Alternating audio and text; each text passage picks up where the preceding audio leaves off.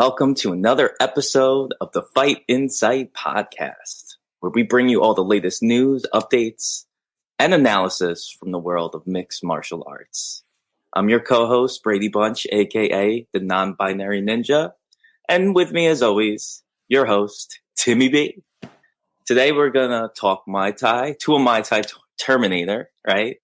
The UFC being shadow banned. We're gonna discuss Mackenzie Dern's problems and a whole lot more. You can hit it, Tim. Ladies and gentlemen, this is the Fight Insight podcast. Let's talk. Our guest today showed why she is the best a few weeks ago at One Friday Night Fights 17 at the historic Lumpini Boxing Stadium in Bangkok, Thailand, with a bloody good war. A member of the Fairtex Training Center out of Pattaya, Thailand, and hailing from down under, this Aussie holds a Muay Thai record of 37-14, won the Road to One tournament, and last month signed an exclusive contract with One FC. Everybody, please welcome to the podcast, Celest, the best, Hansen.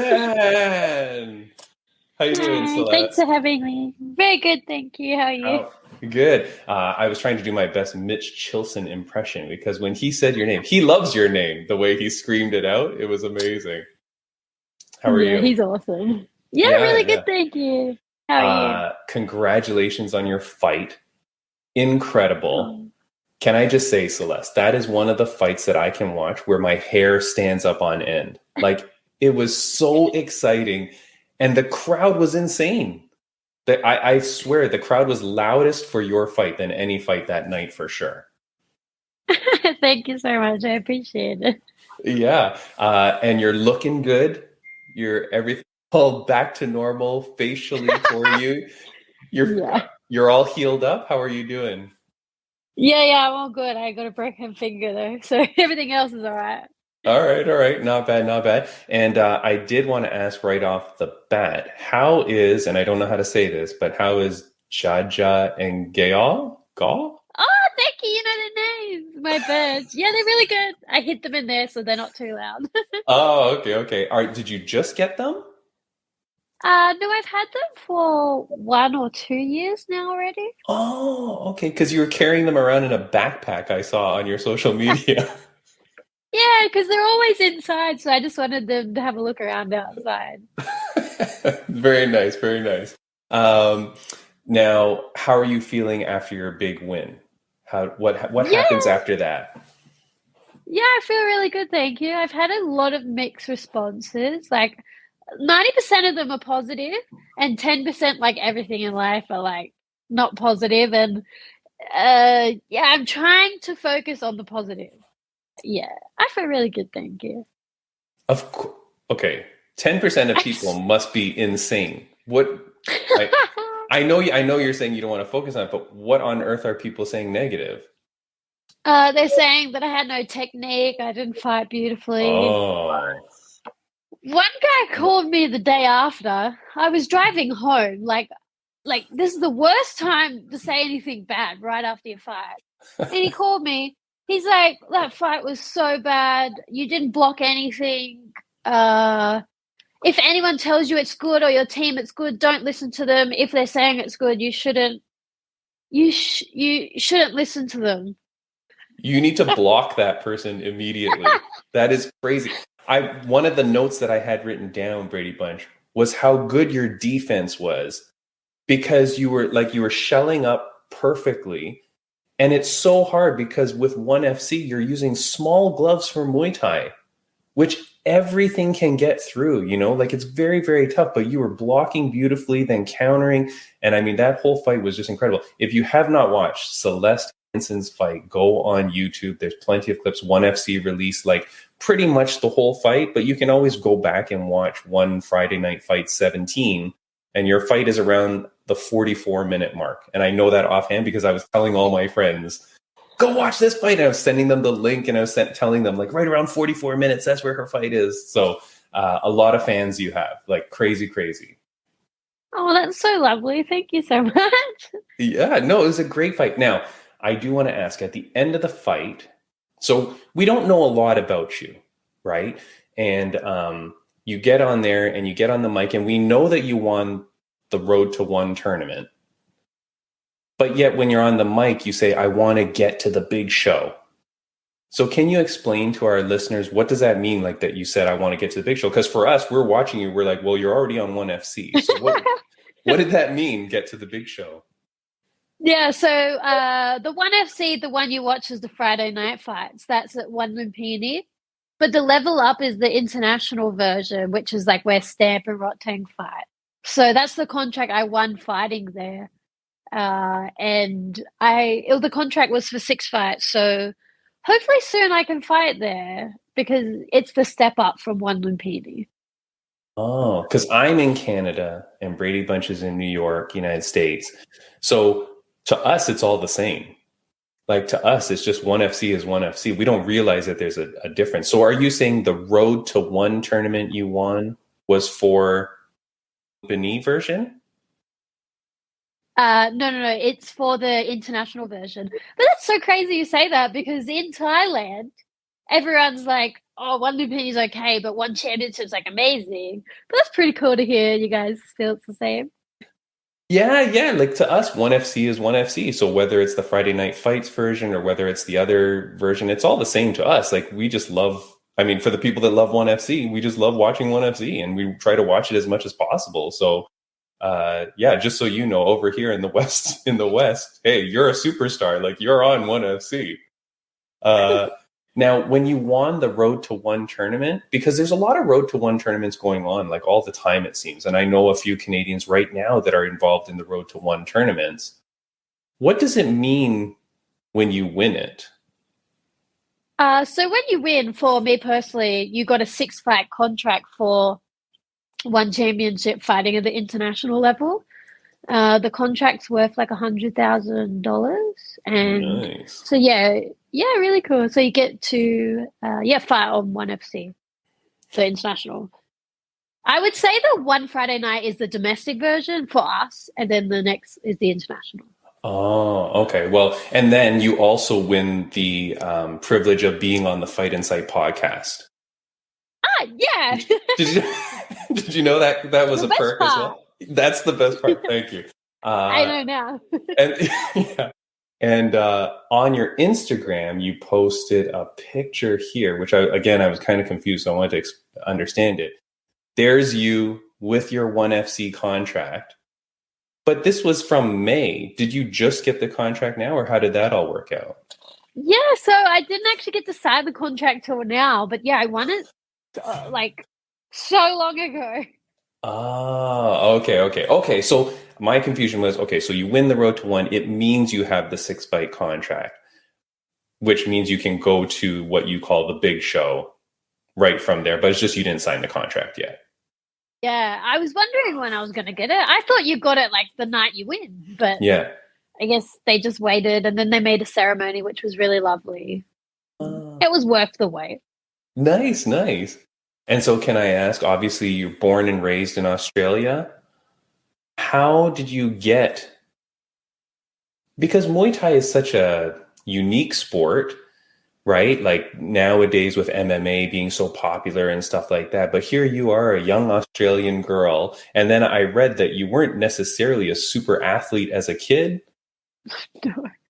No, but then you transitioned. No. So how does it turn out that a nice young Australian girl goes to one of the most brutal sports in the world and moves and lives in Thailand? How does that happen? So I was just working for my mom and dad when I was younger. I didn't really have anything that was for me. Like I worked for them a lot. And then my mom and dad actually travel. They do carnivals in Australia. So we weren't living anywhere to do sport. I was not athletic. I was not fit. I was fat and drank and ate bad food. Terrible lifestyle. And then I met this guy and I thought like something would happen, and he called me fat. And then I was like, oh, I'm going to go to the gym and lose weight. And the gym actually offered boxing. And I'd always wanted to be a famous boxer, but I was like, it'd never happen because I travel. And they're like, oh, no, sorry, we just offer Muay Thai. And I tried it. And I was like, oh, my God, this is it. Like I just knew from then that this is what was going to happen. Then I said, "Can I fight?" They laughed at me because I couldn't even stand up straight or do a star jump. They were like, "What the hell? Of course you can't fight." And then I was like, "Oh well, I have to go to the next show or next carnival. Do you know anywhere in Thailand I could go?" Then they said there's a place in Koh Samui, and yeah, I went there to try, and I've been here ever since. Crazy. So, and just I'm just curious, what do you mean working carnivals? Like a circus? Oh, no. So my parents do food. We have chocolate strawberries, and we travel Australia. We work like special events, carnival. We call them shows in Australia. But like the games and roller coasters and stuff. Yeah, cool. Oh, okay. Very nice. Very nice. Okay, so you moved to Thailand at what age did you pick up and go? I was 21, I think. 7 years ago. Now I'm 29. Okay. So 2016, I think. All right. And so a lot of fans were writing in knowing that you live in Thailand. What's the craziest thing you've seen in Thailand? What does crazy mean? I mean, different levels. Okay, let's go for top level crazy. What have you seen there? Because people think people have a very interesting thought of like what's in Thailand and how amazing it is out there and the party scene and all that. So what's some of the craziest stuff you've seen? The things I'm thinking of, I can't say.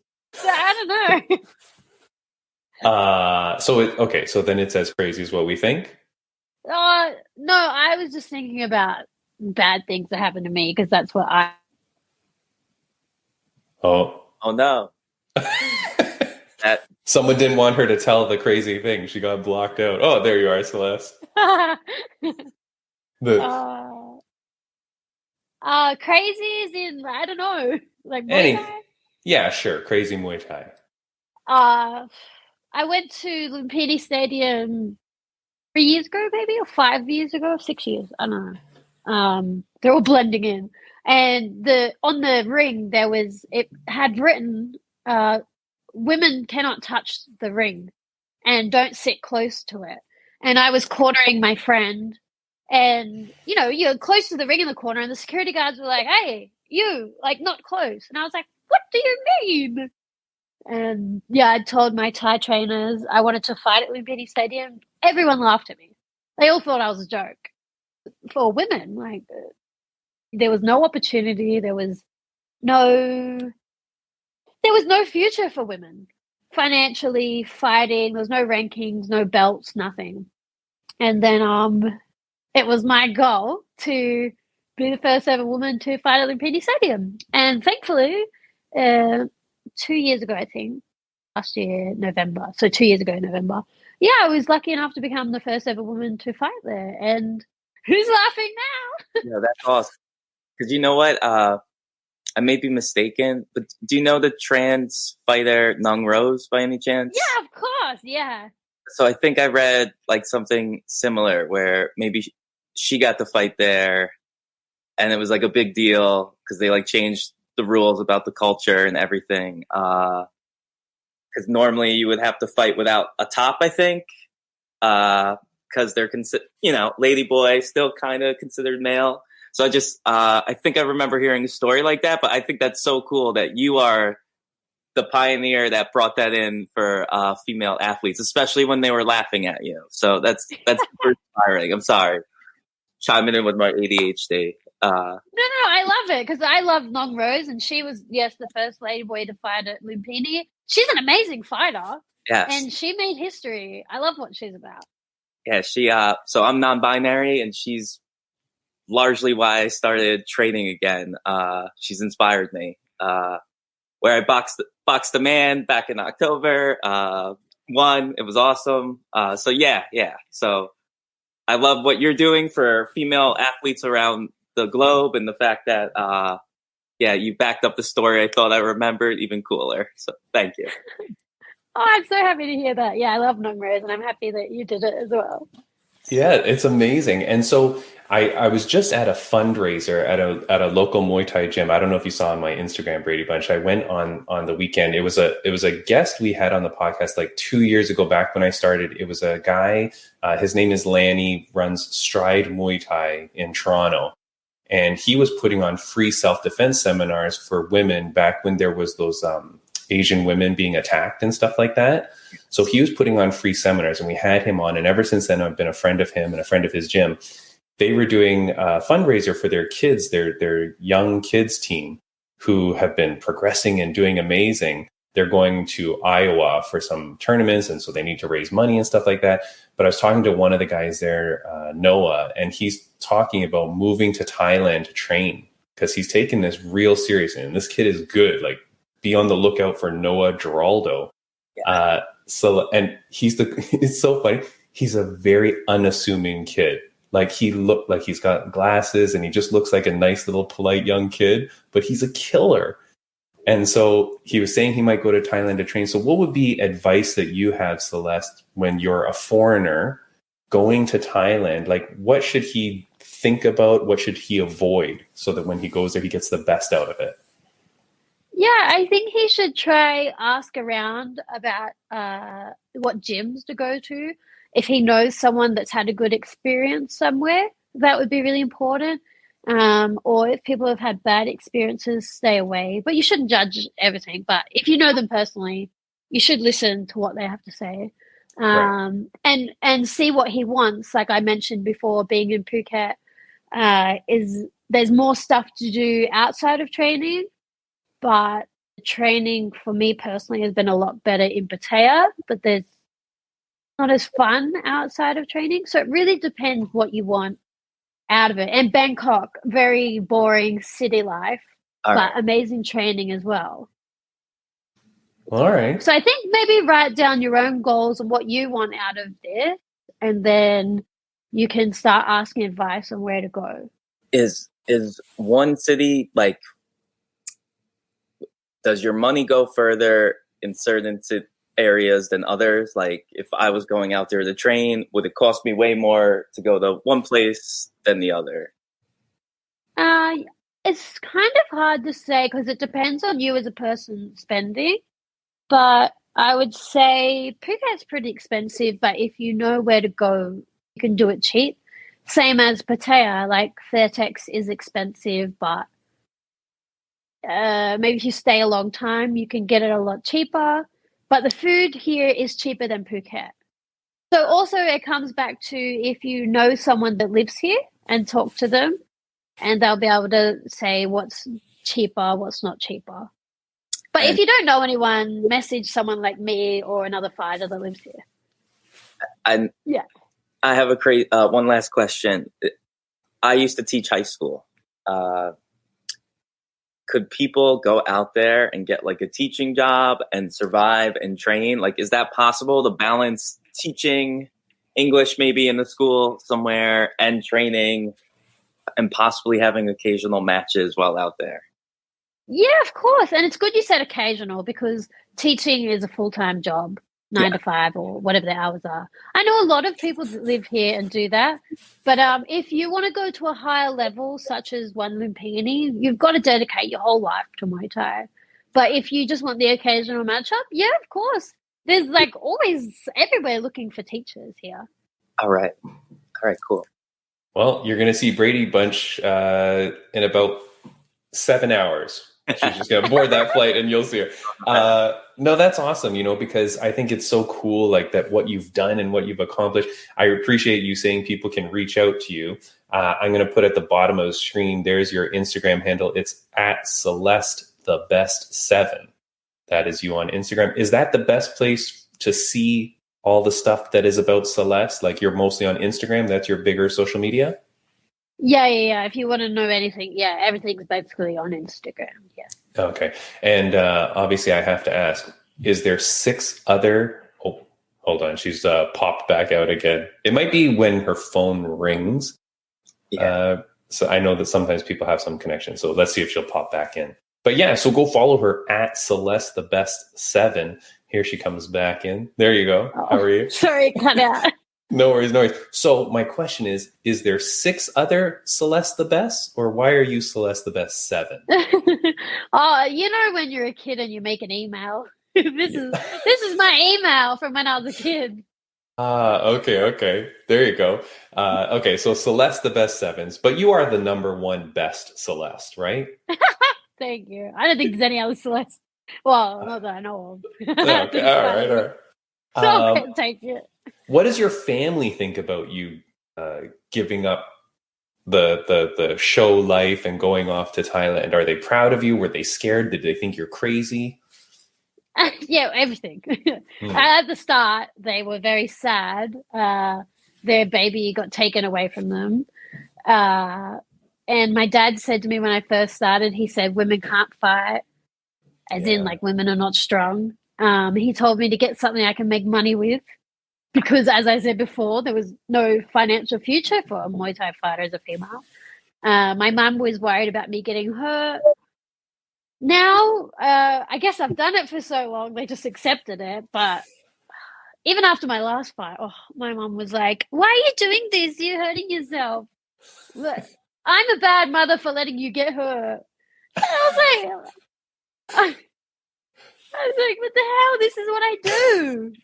Yeah. And she's very like up, down about it.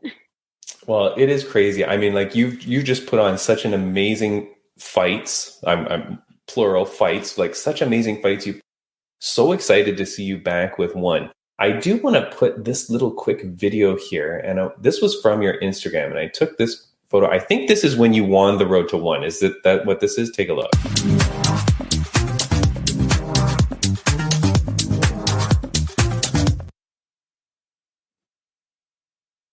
Is that you when you won the tournament? Yeah, and I started bawling my eyes out on the stage. Of course you have to. That's amazing. Now, one thing that I noticed in that video, which I want to ask you, I don't want to get you in trouble, Celeste, but in that video, there's a ring card girl or something next to you. Oh yeah. She's a lady boy. Oh, is it? Was that what you were? Yeah. Because I assumed that, and part of me, being me, wanted to ask.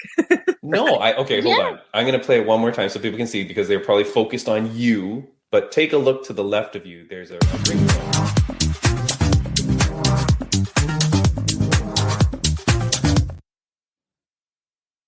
Yeah, she's a famous ladyboy here. She's stunning. And she's so nice. But she's a ring girl, right? She was presenting the belt. Oh, okay. Celeste, I'm not I'm not saying it for any perverted reason or anything like that. But since the pandemic, ONE FC got rid of their ring girls, which was a big part of the show because they would give the medal and they would do the presentation of the medal and stuff like that. Like, they were a bigger part of the show than in UFC and stuff like that. They didn't just show the number. They were in the ring at the end and gave you the medal. Where the hell are they, Celeste? Why is ONE FC not bringing back the ring girls and having that nice medal presentation in the ring? I love that. Why is that gone, Celeste? I've heard a lot of people say this. I do not know the reason.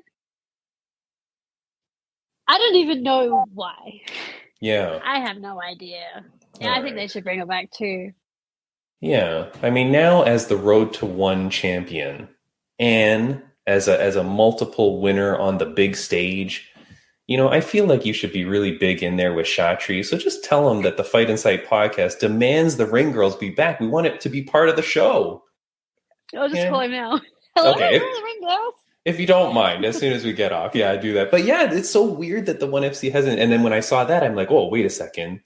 Maybe they're slowly bringing it back. I don't know what's happening. But Celeste, it was an absolute pleasure having you on the podcast. Is there anything that you wanted to say to the fans, friends, viewers, and listeners of the podcast? Anything that you wanted to get out? I just want to say thank you so much for supporting me, believing me. And I hope I can inspire you to go for whatever you love and give it 100%, because with hard work, anything is possible. Yeah. I mean, you are the first female to ever fight at Lumpini Stadium, right? The first person to ever set foot in that ring. You a foreigner who moves to Thailand at the age of 21, gives up her life, dedicates it to Muay Thai, not an athlete, and has now achieved like the highest ranks of combat sports. It's crazy for you for Muay Thai. Like you have to be like just such an incredible hero to like young girls around the world, especially in Australia. Oh, thank you. That's so sweet. And actually, I'm not saying this to boast myself, but just to add to the helping females. Not only was I the first woman to ever fight there, I was also the first woman to ever be a champion there as well. And to me, like, you know, then people that were laughing at me, now I was the first girl, the first champion. Like, Yeah, you know, it just makes me so happy to be like, so motivating. Like, honestly, that's inspiring. Yeah, it's so Like- amazing, Celeste. And you're the nicest person. Like this could not have happened to a nicer person. Too. When you walk down the street, people just flood to you for autographs, or how does that work? Do you have to wear sunglasses, like push people away? No, you're okay. No. You can live a normal life. Okay, all right. Yeah. Who is, you know, being part of 1FC? Like we talked last week, we talked with Jade Masson Wong from BKFC. And she was talking about how a lot of the females in the BKFC have created kind of like a sisterhood. Like they, you know, they all chat with one another and talk. Are you close with the other female Muay Thai fighters or other 1FC fighters and stars? Yeah, of course. I feel exactly the same about Muay Thai. I feel like everyone knows everyone.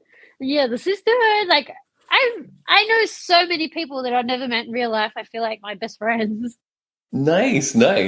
I know that when we published that you were going to be coming on the podcast, there's a Canadian Muay Thai fighter, Mackenzie. Apparently she kind of knows you or met you or trained with you. She says you're the greatest person. There's another really good friend of the podcast, Muay Thai fighter, lion fight champion, Regan Coconut Gowing.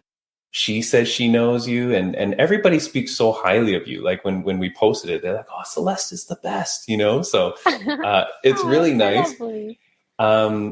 Celeste, I want to ask you a question that my mother used to ask me when I was a child growing up. And so I want to ask it to you. We're asking all the guests of the podcast. On a scale of 1 to 10, how happy are you? 110. All right, fantastic. Do you want to elaborate on that? Yeah, actually, I just shared a memory recently. This time last year, I was absolutely miserable. Like, I was getting shingles from being mentally exhausted. Like, it was just in a really bad environment, and people were so horrible to me. I don't know if I'm allowed to say this, but like threatening my career, threatening my life. And I was just sick and tired of being sick and tired, and I did something about it. And thankfully now I'm so happy. Everyone's so nice to me, and like, I'm actually appreciated and valued and loved, and yeah, I'm so happy. That's awesome, Celeste. I'm so happy for you. I did see that post that you shared. It was you shared that memory on Instagram, and you were saying something about that you know, it was only a year ago when things were so different for you.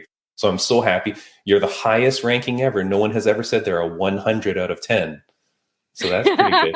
I think because it was so horrible, it's so good now. But that's the thing, though, right? Everything's, you know, relative to like where our life has been or where we're going or what we're doing. So the fact that you're so happy now is amazing. My mom would have been very happy if I ever answered her 100, Brady Bunch. I'm thinking, I don't think I ever did that. I would say 10 at times, but I never said 100. So that's pretty good, Celeste. Celeste, in the future, do you ever think, or maybe now, do you ever think about doing motivational speaking? Because your story is so inspiring. You have such a good story about you. You have such a great personality. I'm sure like kids around the world would love to like hear that from you. Oh, that's so nice. Thank you. Yeah, I've thought about it. I've pictured myself going back to my school and giving motivational speeches. And the vice principal of my school, she told me basically I was going to be nothing. And she was not very nice to me. And I was not a sporty person. And to be an athlete now and to go back and talk to the kids and be like, look, I was where you are right now. Like, I didn't know what my future was holding. I was very young. I wasn't sure what was going to happen, and maybe some people in your life are not very nice to you, don't believe in you, but the most important thing is to just keep trying and find what your thing is. I tried thousands of different things before I found Muay Thai, and like even everyone around me was like, "Oh, Celeste is so lost. She's a lost cause." And then finally, I kept trying. I didn't give up. I found Muay Thai, and it gave me dreams and goals and something for my life, and not helping others. And yeah, I would love the vice principal to be there when I'm talking. At the end of this, would you give the vice principal some gloves? And then you would just spar, maybe? Spar just one round, maybe? That's so funny. Yeah, maybe, yeah. Okay. Be like, yeah, now she's the winner. No. Celeste, you are amazing. I really appreciate you coming on the podcast so soon after your win too. That's what always I really appreciate doing that too, to talk to people after the win and see how they're doing and how they're feeling. So thank you so much. It was lovely to meet you. I do hope that we can have you on the podcast again. And next time I have you on, Brady Bunch will probably be there in person with you because you'll both be living in Thailand and fighting. Yeah. So Celeste, all the best to you. Brady Bunch, before we let her go, is there anything that you wanted to say? No, just you know what? So our fans may not know this, but this is one of our earlier interviews. But it was the perfect start to the day. Just like I'm very inspired and motivated. And also, like my co-host said, like I love meeting people that seem so sweet, so humble, have stories, have been through stuff, but are also like killers in their sport. So yeah, keep being you, keep knocking down walls, ceilings, and all that. Yeah. Celeste, you're amazing. Thank you so much for coming on the podcast. Who is someone that you think that we should have on the podcast? Someone that's cool like you and would be a good time to talk to? My friend Claire, she trains in Phuket at Phuket Top Team. She's so cool, and I love her fighting style, and she's such a nice person. She has a really inspiring story, but I'll let her tell you, and it'll be perfect for your podcast, and I'll send you her Instagram. Thank you so much. That would be amazing. I love that. So please do send me her thing. We'll when we post this podcast, we'll tag you and everything. But thank you so much, Celeste. You're amazing. Good luck in all your future endeavors, and keep kicking ass and being inspiring. Thank you, Celeste. And thanks for having me. I love you guys' podcast. So yeah, it was an honor to be here. Thanks for asking me. Like I said, you won the opportunity by winning the Road to One. Take care, Celeste. Thank you. Bye-bye. Cool. All right. What an absolute amazing. Could not have been cooler. Celeste, the best. She definitely is the best. And again, her Instagram's down at the bottom. For those that are only listening on audio, it's at Celeste, Celest, the best, and then the number 7. So Brady Bunch, how cool, right? Like, so cool. Inspiring, trailblazer, like you said. Those are the kind of things that are so amazing, right? Yeah. And to be from Australia and do all that, geez Louise. I don't know. It's just so cool. Just such a cool story. If you're here watching the podcast because of Celeste, thank you so much for joining the podcast. This is episode 121, 122, something, 122, I think. So you've got lots to catch up on if you're new to the podcast. But otherwise, thank you so much. Next week on the podcast, I don't know who we have yet. We're going to have someone awesome. We've got a few lined up. I just got to figure out who's coming on that day. Of course, last week, we all know that Mark Klamaco messaged while we were doing the podcast saying that he's going to come on. So we could always have him on. But I have a few more people, and I'm really excited. There's an organization in the United States and California called Up Next Fighting, which is a fantastic young organization. The new ring announcer there, her name is Ringside Rain. Find her. I've been following her for a while. She's coming on the podcast because she's going to be announcing for them again later this month. So super excited to talk to her because I've been following her career forever. She's like a wrestling announcer, like a up and coming announcer. She's a young Filipino girl out in California, and she was just kicking ass doing her thing. And then she got picked up by UNF to be their formal announcer for their amateur shows. Awesome. So cool, when these people like achieve their dreams. I just love this stuff. It's so neat to meet these people and see how humble they are and how wonderful they are. friend of the podcast update. Do I have anything? Rageworks Podcast Network, of course, at rageworksnetwork.com. We're a part of their network podcast, so you can go check them out. And then Tanya Najjar, when we had her on before, she's fighting now on June 17th. So she wasn't able to fight at Invicta, which she was supposed to at the time we interviewed her. That fight got canceled, but she's fighting June 17th now. So we're very excited for Tanya Najjar. So follow her. Awesome. Yeah, and go order some ciders from her dad. Remember, she had that cidery? So yeah. All right. What else do we got going on? So, Brady Bunch, I wanted to ask you a few topics. It was kind of a slow week for like news and stuff like that. And then early this morning or late last night, I guess, some guy messaged me and says he thinks that UFC has been shadow banned by Instagram. Interesting. So like people like, I don't even know what I feel about that. People always talk about this like in my stupid little circles of like MMA or Muay Thai pages that I talk to. People are always like, I've been shadow banned. My posts don't get a lot of views, whatever. And I'm like, maybe it's just because your posts are kind of crummy, you know? But someone showed on UFC, I'm going to put up a picture that's very terrible. It's very small. But if you go to the UFC page now on their Instagram Reels, they normally get like over 1 million views on their Reels. Their last 2 views have like 8,000 views. Interesting. So it's so weird that suddenly like the UFC with like 33 million or whatever followers, they're only getting like 8,000 views on their Reels. You know what? It's interesting. They may be shadow banned, or what I'm wondering is this: as someone who's like worked as an influencer, gets deals sometimes, they change things on the Instagram side. I don't know. Just throwing out a random theory. Yeah. Where I know that my international followers from certain countries used to be equated into like whatever formula of like what my reach is and impressions and all that. Certain countries are not included anymore. Wow. I remember something happened with some laws in Europe, maybe. Okay. So like that was like a good year ago. I remember it kind of changed the way I can even see things or people see things, and kind of hurts. Meaning like I have less pull in the sense of offered because they don't include it. I don't know. Or they're shadow banned, because I do think that's a kind of real thing. I think sometimes Elon Musk, this is another theory, like making people pay for check mark, right? I have a feeling that a lot of these social media companies are getting greedier and greedier, and the big company like the UFC probably has to pay money for advertising if they want to get like the big push forward. I don't know. It's so weird though, right? It's so weird how this world works with like social media and stuff like that. And like, because you just think like, why can't this just be like what it's meant to be? Just be open. And if you follow someone, you see their stuff. Like if I scroll through my Instagram now, it's like sponsored post after sponsored post. Like it's not even people I follow. It's like all these like pushed things on me. Yes. So it's so weird. It is getting more and more like that, which is kind of tough. But it could also be that the UFC keeps posting power slap stuff. Yes, and they're mad about it.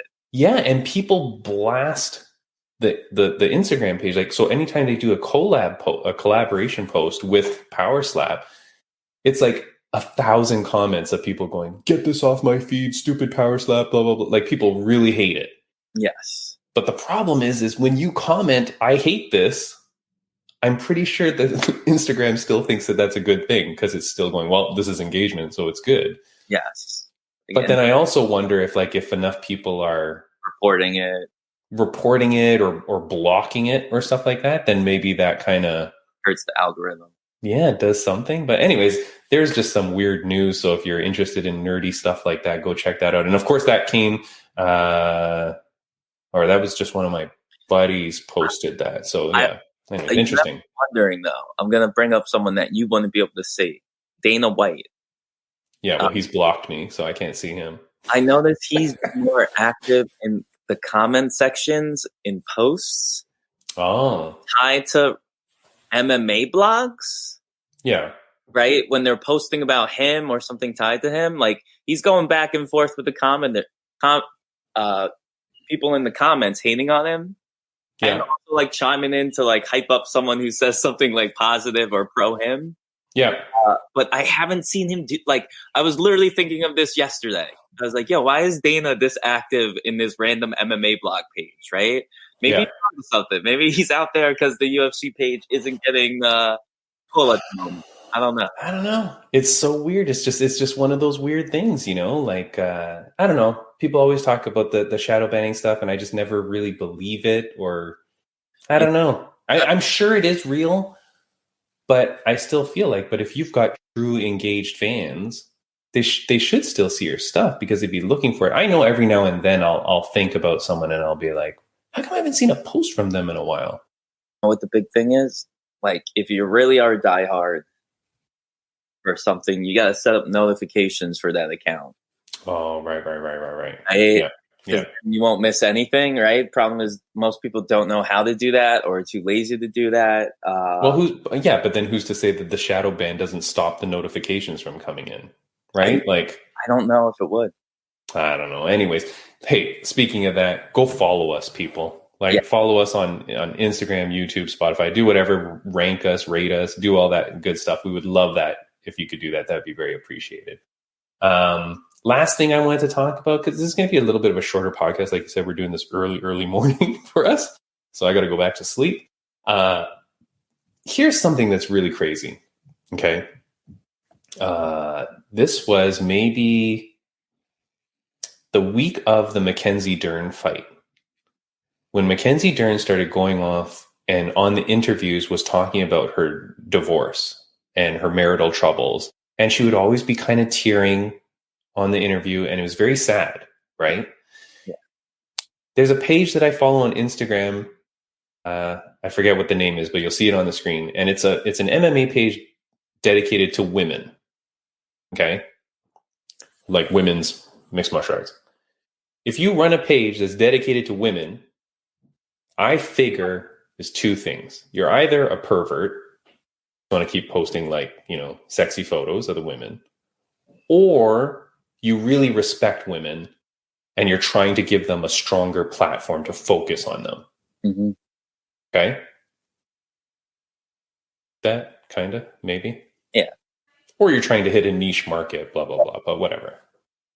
But the niche market would be for perverts or for people that really love women's martial arts, right? So they posted this photo during the time, and this was a post about the fact that she was having marital troubles.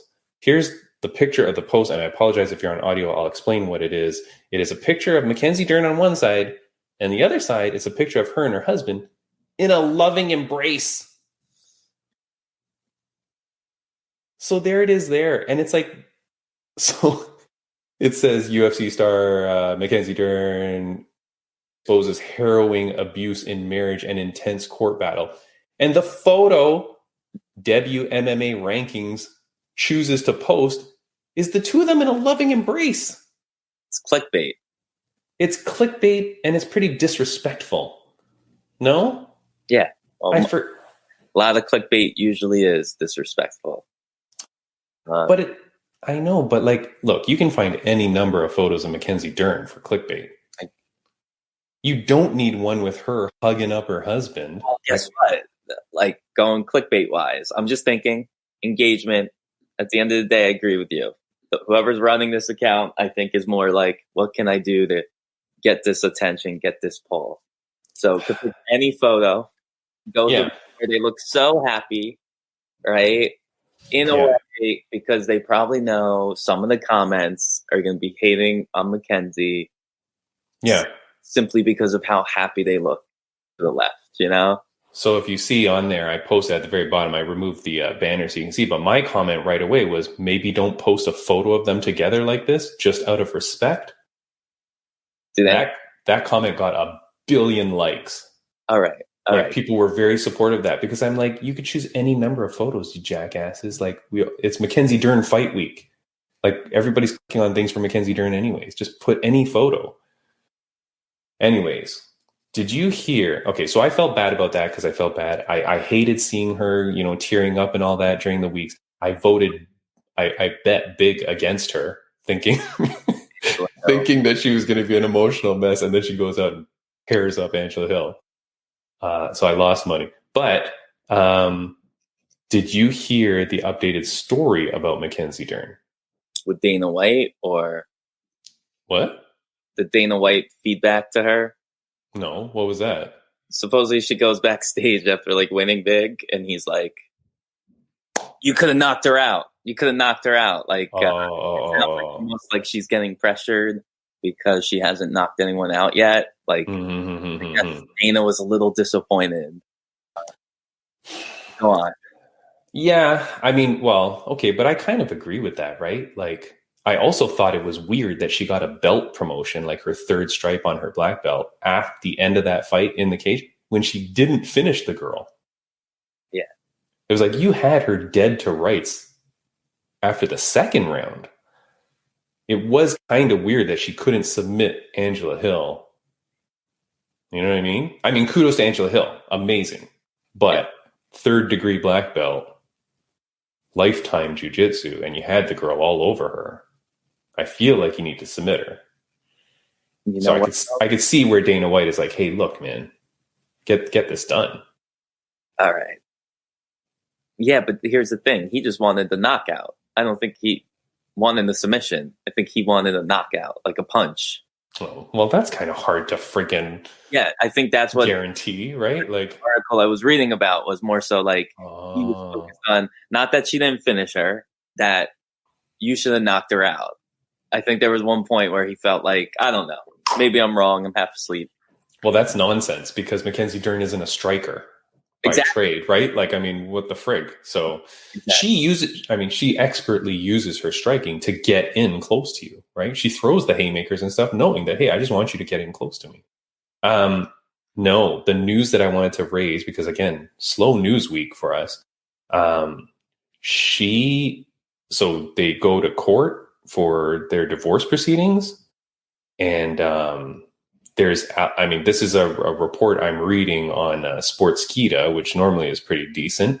So they talk about the proceedings and that there's allegations of abuse. The guy allegation, and this is all allegedly, right? But alleged allegations against the guy for abusing the dogs. Fuck that. If that's real, I will kill people for that stuff. I have no patience for that. Then there's some money stuff, blah, blah, blah. But then he accuses Dern of abusing their daughter, which, Jesus, that's why she was saying it was a very messy divorce. And that's why she was crying and all that, because I guess if there's all this shit going on and whatever, right? And you never know what's happening. But here's the part that I just want to talk about, which is a little bit maybe less terrible. The court rules that she has to pay him spousal support and alimony because she's the main breadwinner. I mean, yeah, for a bunch of reasons. But guess how much the monthly amount is? How much? Take a guess. Monthly, what she has to pay the guy. I don't know. Is it high or low? In spousal and child allowance. Is it something large? Take a guess. $3,000. $3,000 a month? Yeah, I have no idea. I'm so bad at this stuff. It's more. That's crazy to me. So she makes good money. How does she make that money? I don't know how much money she makes. Deals maybe is included in it, like stuff like that. $4,006 a month. That's some bullshit. I mean, her lawyer couldn't even get it rounded down to 4,000. $4,006 a month. What is this? Does the little girl have like a Porsche? Like what is this little girl $4,000 for? And it's joint custody, mind you. So they get joint custody, and she has to pay him spousal and child allowance of $4,006 a month. What a scum. I'm sorry. That's kind of crazy, though. No, like that's a huge amount of money. Yeah. Same. I'm happy though that making that much, at least, to be whatever they calculated that from, and I hope she can keep making some good money in the future. And I don't know, that things could change for her in court. I mean, and it doesn't say anything about what allegations are true and blah blah blah. Of course not. And we hope that it's all just fake shit that was trying to get the other person money or blah, blah, blah. Right. Yeah. You should never say that stuff though, anyways, because fuck, that little girl's going to grow up one day and read this shit. So I'm if happy. it is fake. It was hard enough getting a divorce with 2 dogs, right? I literally think all the time how nasty things probably would have gotten if a kid was involved, right? Yeah, of course. So, I mean, really sad, but $4,000 a month. Here's the thing. You're a fighter. I don't know how much money she gets from like endorsements and stuff, but your fighting is so up in the air. You can fight 1 time a year. You can fight 4 times. You can fight 0 times. So that $4,000 can't be based on like your fight career. So it's got to be other things, but I don't know. I always wonder how these people are making money. Like, you know, like she posts all these like sexy photos on Instagram. Like, is that making you money? No. Like, I don't know where you're getting the money from. Did you see the Paige Van Zandt photo shoots that were going online? Did you see that? Yeah. Where she's like kind of making out with another chick. And I'm like, where do these photos go? Like, where do these things make these people money? I don't even understand at all.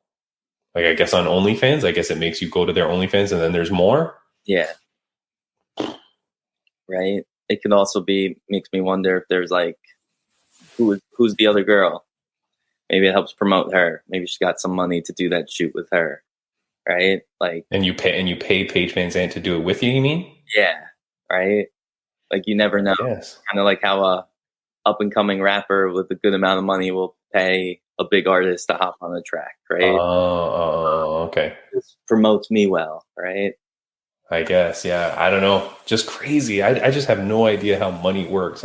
I mean, makes you wonder too. Like, I just think of little things like, what were they wearing, right? Who designed whatever they wore, right? Were they paid to wear that in that, right? Like, I guess. But then you would think, though, then in the post it would say like clothing by blah blah blah or whatever, right? Like, but you don't see that. So that's what I'm always looking at. Look at these posts of these people that post this stuff. But some people want the attention. I will say, when I was listening back to our podcast last week with Jad, it was pretty funny though when I said about the, you know, what's on your OnlyFans. There is the nudity. That was pretty funny. But yeah, no, I mean, anyway, so Mackenzie Dern, good God, crazy. And I hope that she's okay because she's a killer. But I also feel really bad for Mackenzie Dern's next opponent because we saw how mad she was in the heat of the battle. Now that this has come out, man, she is going to kill the next chick. So I think I'm going to mortgage my house and I'm going to put everything on Mackenzie Dern for the next fight because she's got bills to pay. So holy shit. Brady Bunch, we're almost at the end of time. That was kind of it for the topics. It was just really the the Instagram thing for UFC, and then the stuff here for Mackenzie Dern. Talk to Celeste the best. What else you got? Anything else? Just plug myself a bit. I'm in talks with New Line Cage Fighting. Sounds like I might fight in August. Nice. Male opponent, be down for. Nice. What's really cool, you know, one of my big problems is I trained out of one gym for so long that knew about all my fights, and every time that I needed a coach in my corner, no one showed up. Yeah. I've been training at another gym. Some of the people I met from my first gym opened their own. And one of the dudes there last night was telling me he's always wanted to go check out Kentucky, which is where my kickboxing match would be. If I could. Sweet. So it feels nice to finally have like people that will fully show up. I'm also going to be competing in my old coach's Manimals. I think it's called the Choke and Smoke. Token choke. Token choke, yeah. Yeah.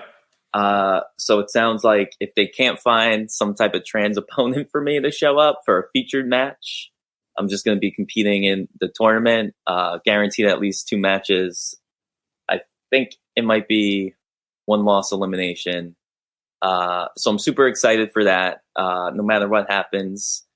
So we're looking for sponsors still. But through that as well, what I'm excited about is Manimal and I have been talking. He's down to show up in my corner to coach, Nice. training with him again too. So I have like two cool opportunities. Maybe I'll have both them show up for me. Maybe it'll be randomly where I'm fighting. But it sounds like, the eventual goal is to have at least one MMA fight against another trans athlete. So I think Manimal will be great for that. So I hope some people show up for this token choke, right? It's gonna be a lot of fun. Yeah. Now, two things. One is I kept seeing you post about that token choke, and it's poke as in like smoke. Yes. And choke. Yes. I kept reading it as token choke, and I'm like, is Brady Bunch going in to choke out a token Asian guy? Like, what kind of terrible event is this? So I was like, no, it's not token choke. It's toke and choke. Yeah. So congratulations on that. Good luck on that. And then I did want to say the new gym that you're talking about. One of the things I thought kind of was cool, and just in the event that this is Pride Month, they had changed their logo to like a Pride version of the logo, which I thought was cool. Like, I don't think every company has to do that. Like, I don't, I've got different mixed feelings on whether you have to, and sometimes whether companies, when they do it, is it genuine or not, right? But I did think it was really cool that this new gym that you were looking at going to actually did alter their logo to put the colors behind their logo and stuff like that. So I thought that was really cool, and very indicative that this would be a good environment for you and for anybody, really. And I did want to mention your gloves that are next to you. Yeah, because that's from a photo shoot that you did, and those are pretty cool too. Yes, and you know what? I like that. I actually got these from Enemy Territory. It's Evolution Muay in New York City. Okay. Which my two gyms, my first gym fights against, and I know that my current gym will be fighting against too. Did you use like fake money, like? Nah, you know what? Bills? They were super friendly, and that's what I love. Oh, okay, nice. For those on the audio version of the podcast, it's rainbow colored boxing gloves. Yep. And you can see them on Brady Bunch's Instagram if you follow Brady Bunch, which of course you should. Then you would see them on there. Yeah. Yeah. So yeah, I'm excited. And as you know, I'm still. Sounds like I might be doing some bare knuckle, but I want to do this stuff to get ready first. Yeah. Oh, I forgot my two banners for the show. Here's my two banners that I made. I always forget to put the banners on the bottom, and this is just for the people that are watching. I had that, which was have some class, and that was for the WMMA rankings, right? Like, okay, and let me just end off with this. If you're a goddamn media page or any page, show some class when you post stuff. Think about people. Like, it's okay if you want to post whatever, but just have some class, like in the pictures and the photos you want to show. Yeah. Like, don't be such an ass. And then for the UFC, I thought this was clever. Sucks to be you, FC. Because it was, their shadow band. So anyways, those are my two banners. I swear to God, Brady Bunch, every week I prepare banners. And then I realize the whole show goes on and I don't put any of them up. That was the whole point of it. When my mom used to watch this podcast, she used to love the fact that I would have the little banners. And she's like, oh, it's so cool. It's such a good little thing, like she was always very supportive of that. And I totally forget to do that all the time. Brady Bunch, this is it for the podcast. Thank you for waking up so early with me. All the best to you in the week. We will talk soon. Is there anything you want to say to people before we get out of here? No, just spread the word to your friends about the show. I can't wait for the future. I know we got some cool guests coming up. Yeah, we'll figure it out. I'll let you know who's on next week soon. And the girl that Celeste said that we can have on, that's pretty cool too. So I'm glad that she's going to send us a cool new guest, and we'll talk soon. Awesome. All right. For the people, for this ends it for the audio listeners. For those watching on YouTube, you're going to see some videos here that you can click on. I'll put some that are kind of related to maybe what we spoke about today. But aside from that, have a good one, guys. See you, Brady Bunch.